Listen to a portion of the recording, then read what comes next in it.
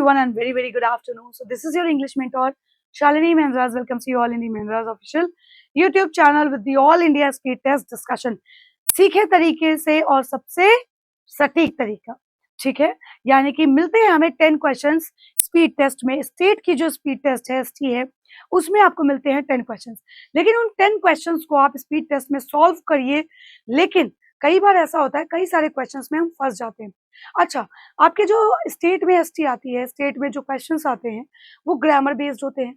उसके अलावा one word substitution, idiom, phrases, बस इसके अलावा कुछ अलग से नहीं आता है, ना रीडिंग कॉम्प्रिहेंशन ना क्लोज टेस्ट। तो आपको ग्रामेटिकली अपने आप को प्रिपेयर करना होगा। किसी भी स्पीड टेस्ट का डिस्कशन इज वेरी इंपॉर्टेंट, यानी कि उसको एनालिसिस करना उसका वो बहुत जरूरी है।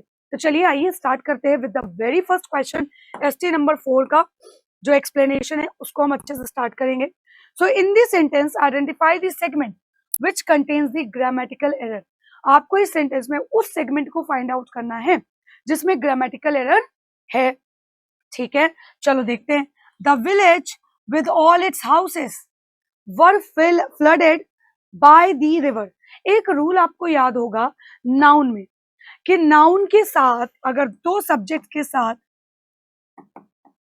कोई भी कंजंक्शन है, एडेड कंजंक्शन अगर आपका है, चाहे वो विद हो, एज लॉन्ग एज हो, अलोंग विद हो या कुछ भी हो, तो आपका जो आगे का वर्ब होता है, आपका जो वर्ब होता है that agrees with first subject. हमेशा याद रखिएगा दो सब्जेक्ट्स में से, यहां पे जैसे एक ये सब्जेक्ट है फर्स्ट सब्जेक्ट और दूसरा सब्जेक्ट है उसके हाउसेस, ठीक। तो फर्स्ट और सेकेंड सब्जेक्ट में से जो फर्स्ट सब्जेक्ट जैसा होगा, अगर वो सिंगुलर है तो सिंगुलर, प्लूरल है तो प्लूरल वर्ब आपका लग जाना चाहिए। तो यहाँ पे द विलेज जो है वो क्या है, सिंगुलर। तो इसी के अकॉर्डिंग हमारी ये वर्ब होनी चाहिए थी, और ये वर्ब क्या दी हुई है, प्लूरल, जो कि रॉन्ग है। तो यहाँ पे क्या होना चाहिए था, the village with all it's houses was flooded by the river. यहाँ पे क्या होना चाहिए था, वॉज होना चाहिए था। Hence the error is in part B. तो एरर किसमें है, पार्ट बी में है, तो वही सेगमेंट हमारा क्या हो जाएगा, करेक्ट आंसर हो जाएगा, right. Now moving further with the next one, अपैलिंग।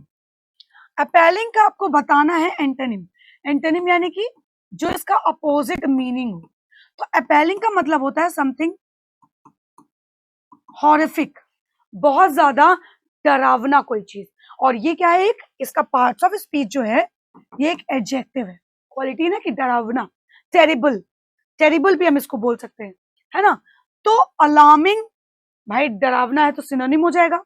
Bloodless यानी कि कोई चीज काम या रेस्ट में हो, पीस में हो, शांति भरा हो। हॉरिबल तो इसका सिनोनिम ही हो जाएगा। और दूसरा क्या है, मतलब लास्ट क्या है, अपीलिंग। अपीलिंग मतलब क्या होता है, अगर हम अपीलिंग की बात करें तो कोई चीज जो आप किसी को अपील करने की कोशिश करते हो, यानी कि समझाने की कोशिश करते हो, तो यहाँ पे इसका जो करेक्ट एंटोनिम होगा ना वो होगा appealing. That is option number D. Question number 43, antonym बताना है किसका। वैसे तो अगर देखा जाए इसको हिंदी में बोल दोगे तो सुंदर, सुंदर का अपोजिट क्या हो जाएगा, अगली, है ना, असुंदर ठीक है।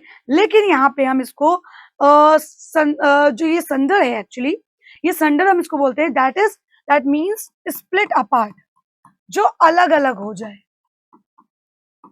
है ना, क्या हो जाए, अलग अलग, स्प्लिट अपार्ट। तो ऑब्वियस सी बात है कंबाइन क्या हो जाएगा इसका करेक्ट एंटोनिम, यानी कि एक साथ। कंबाइन मतलब एक साथ, यूनाइजन, यूनिटी, बाकी सब इसके गलत हो जाएंगे। तो एंटोनिम क्या हो जाएगा, कंबाइन। इजी था। Next word, you have to select the most appropriate meaning of the idiom. Idiom यानी कि मुहावरा। Hit the nail on the head. Nail वैसे अगर हम देखें ना तो जो कील नहीं होती है उसको हम बोलते हैं। तो किसी के सर में अगर कील मार दो तो प्रॉब्लमेटिक है कि नहीं है? प्रॉब्लमेटिक है नहीं कि नहीं?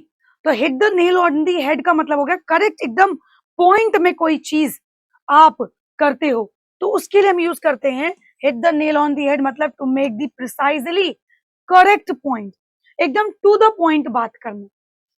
ये नहीं कि किसी को सर में मार देना या सिचुएशन को इमीडिएटली एसेस कर लेना या किसी डिफिकल्ट सिचुएशन को हैंडल करना, नहीं।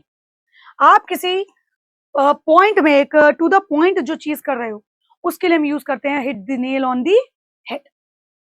नेक्स्ट क्या है? अब अंडरलाइन पार्ट जो है उसको आपको करना है इंप्रूव। देखते हैं। A historian envisions a future in which humans cannot be able to survive at all if they do not remain connected। तो इसको कौन करेक्ट करेगा? जो एक हिस्टोरियन एनविजन है कि एक फ्यूचर जो होगा जिसमें ह्यूमन होंगे वो सरवाइव नहीं कर पाएंगे अगर वो कनेक्टेड नहीं रहेंगे। इफ के साथ अगर देखो तो डू नॉट लगा है, यानी कि ये टाइप 1 कंडीशनल सेंटेंस है। आप मेरे सेशन में जाओगे वहां पे कंडीशनल सेंटेंसेस का मैंने वीडियो पढ़ा हुआ है महिंद्रास के चैनल में, पढ़ना। तो अगर इफ का क्लॉज आपका सिंपल प्रेजेंट के साथ है तो नेक्स्ट क्लॉज डेफिनेटली आपका क्या होगा? सिंपल फ्यूचर, यानी कि subject plus will shell plus object. तो यहां पे कैन नॉट बी एबल होगा या विल नॉट बी एबल होगा? Obviously will not be able होगा कि हिस्टोरियंस एनविजन जो है that is a future in which humans will not B, जहां पे नहीं कर पाएंगे सरवाइव, तो नॉट बी एबल नहीं होगा, कैन भी तो हो ही नहीं सकता। तो इसको जो इंप्रूव करेगा ना वो करेगा आपका ऑप्शन नंबर डी, करेक्टली इसको इंप्रूव कर देगा, that will not be able to survive at all according to this rule, conditional sentence. ठीक है। नेक्स्ट, इसमें क्या है? अब ग्रुप ऑफ वर्ड लिखा है, इसको आपको वन वर्ड सब्स्टिट्यूशन बनाना है। क्या है ये? One word substitution.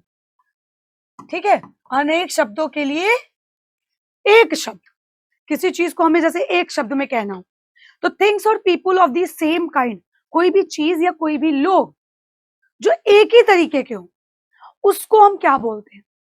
उसको हम बोलते हैं कंटेम्परेरी। कंटेम्पररी जैसे तो देखा जाए टेम्परेरी मतलब कोई चीज जो बहुत शॉर्ट टर्म के लिए, लेकिन अगर हम कंटेम्परेरी बोल देते हैं तो वो हो जाता है जो लोग या चीजें एक तरीके की होती हैं। ठीक है। और अगर हम यहाँ पे देखें तो पहला वर्ड क्या है? अगर हम देखें तो यहाँ पे अगर आपका देखें हम, पहला वर्ड है आपका सॉरी यहाँ पे कंटेम्परेरी नहीं होगा, यहाँ पे आपका होगा होमोजेनस। गड़बड़ हो गया। कंटेम्परेरी तो वो होता है जैसे हमने बोल दिया ना, एक पर्सन और thing that living in existing at the same time as another, कि दूसरे की तरह रहना, ये होता है एज अनदर। सेम काइंड के तो होते हैं, मैं भी उसमें कंफ्यूज हो गई, बट एज अनदर दूसरे की तरह। लेकिन अगर होमोजिनस की बात करेंगे तो ये सेम तरीके की रहेगा, कोई दूसरा वैसा रहे या ना रहे उसके लिए हम इसको यूज कर सकते हैं। फेलो कौन होते हैं? अगर हम फेलो की बात करेंगे तो आपके साथ का कोई भी बॉय या लड़का, कलीग भी आपके साथ का होता है, तो यहाँ पे आंसर हो जाएगा आंसर बी। नेक्स्ट है a small group of people having control of a country, किसी पूरे देश का कंट्रोल कोई छोटे से ग्रुप ऑफ पीपल लोग देख रहे हो, उसे बोलते हैं ओलिगार्की। क्योंकि देखो क्रेसी है, cracy is related to government, cracy किससे रिलेटेड होता है? सरकार से। तो अगर हम प्लूटोक्रेसी की बात करेंगे तो प्लूटोक्रेसी मतलब गवर्नमेंट बाय वेल्दी पीपल, जो बहुत अमीर लोग सरकार चलाते हो। अरिस्टोक्रेसी क्या होता है? वो क्लास जो एक हाईएस्ट क्लास होती है सर्टेन सोसाइटी में, वो जो सरकार चलाती हो, टाइटल्स ऑफिसर्स सब चलाती है, उनको बोलते हैं। देन आता है theocracy, there is a system of government जहां पे एक प्रीस्ट रूल करते हैं, जहां पे प्रीस्ट रूल करते हैं उनको हम बोलते हैं थियोक्रेसी। तो जो small group of people country चला रहे हैं वो क्या होंगे? ओलिगार्की। क्या होंगे? Oligarchy. Next, the offer is good, you will regret you decline it. फिर इन द ब्लैंक से एप्रोप्रिएट वर्ड चूज करना है कि ऑफर अच्छा है, तुम्हें पछतावा होगा अगर तुम इसको डिक्लाइन करते हो। इज लगा है, विल लगा है, तो ऑब्वियस सी बात है यहाँ पे you will regret if you decline, तो टाइप 1 कंडीशनल सेंटेंस हमें दिख रहा है यहाँ पे, तो करेक्ट कंजंक्शन जो आएगा वो क्या आ जाएगा, if you will, if you decline it, तो ये हो गया आपका सिंपल प्रेजेंट, और यू विल रिग्रेट हो गया आपका सिंपल फ्यूचर। तो जाहिर सी बात है सिर्फ एक इफ ही है जो यहाँ पे आ सकता है करेक्टली, ठीक है। नेक्स्ट इसमें क्या आएंगे, 2 ब्लैंक्स हैं। Scientists have identified reasons that make people task rather than tackling them immediately. Scientist ने आइडेंटिफाई किया उन रीजन्स को, mind reasons, head reason, face reason या ब्रेन रीजन्स। कैसे रीजन्स, रीजन्स क्या हो सकते हैं, ऑब्वियसली ब्रेन रीजन्स, जो लोगों को क्या करेंगे, माइंड तो अगर ब्रेन रीजन्स जो क्या करेंगे, डेफर करेंगे, अलग अलग करेंगे टास्क को, कि उनको इमीडिएटली हैंडल किया जा सके। तो यहाँ पे जो करेक्ट आंसर हो जाएगा ब्रेन। माइंड अगर आप कर दोगे आइडेंटिफाइड माइंड रीजन्स, तो पीपल प्रीपोन टास्क, प्रीपोन मतलब टास्क को पहले कर देंगे, ये तो यहाँ से गलत हो जाएगा, ठीक है। तो defer is the correct word on brain, right. And the last question of this ST, यहाँ पे करेक्ट आंसर डी है। लास्ट क्वेश्चन क्या है, परसुएड। परसुएड मतलब किसी को कन्विंस करना, अपनी बातों में लेकर के आना, कि वो आप इजिली लोगों को ये कन्विंस कर दे कि वो जो आप उनसे करवाना चाहते हैं for your benefit, for your benefit. तो इसका सिनोनिम हमें बताना है जो कि एकदम करेक्ट है, कन्विंस। आर्ग्यूमेंट, आर्ग्यू करोगे, मिसलीड करोगे, तो वो उसका अपोजिट हो जाएगा, ठीक है। तो करेक्ट इसका जो सिनोनिम होगा that would be convince, right. So this is the correct answer. So this was all about for today's ST number 4। हम मिलेंगे नेक्स्ट एसटी के साथ नेक्स्ट वीक में। Till then thank you and have a great day ahead.